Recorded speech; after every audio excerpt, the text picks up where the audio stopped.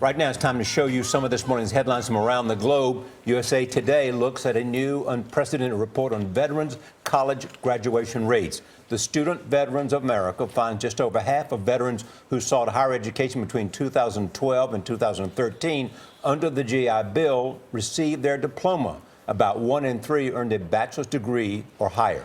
The Himalayan Times says officials in Nepal announced plans this morning to ease climber gridlock on Mount Everest. One idea, using separate fixed ropes for climbers making their way up and down near the summit. Government monitors will be posted at the base camp. Last spring, more than 800 people tried to scale Everest. The New York Times says some big Wall Street firms are telling young bankers to take weekends off. That's a major shift in corporate culture in an industry used to grueling schedules.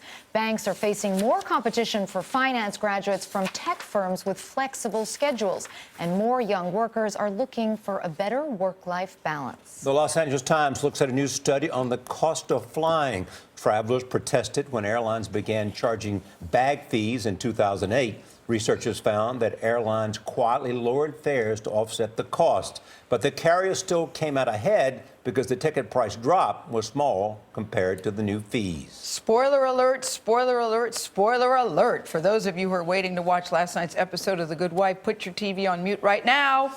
The New York Daily News says a major character exits the CBS show in a very dramatic scene. Will Gardner, played by Josh Charles, is killed in a courtroom shooting.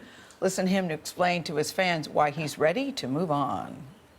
I thought that I felt, however much I've enjoyed the experience, that I was ready for the next chapter of my life. There'll be audience members that will be upset. I would just tell them that, I guarantee it will continue to just be such an excellent show. And I know I'm going to keep watching it. Oh, man, that was a shocker. Charles has portrayed the leading male character since The Good Wife's debut 5 seasons ago. That's a big one. I didn't know that was going to happen, and I can't mute when I'm right here. Sorry. The Wall Street Journal looks at efforts to ban horse-drawn carriages. Critics of the buggies claim animal cruelty.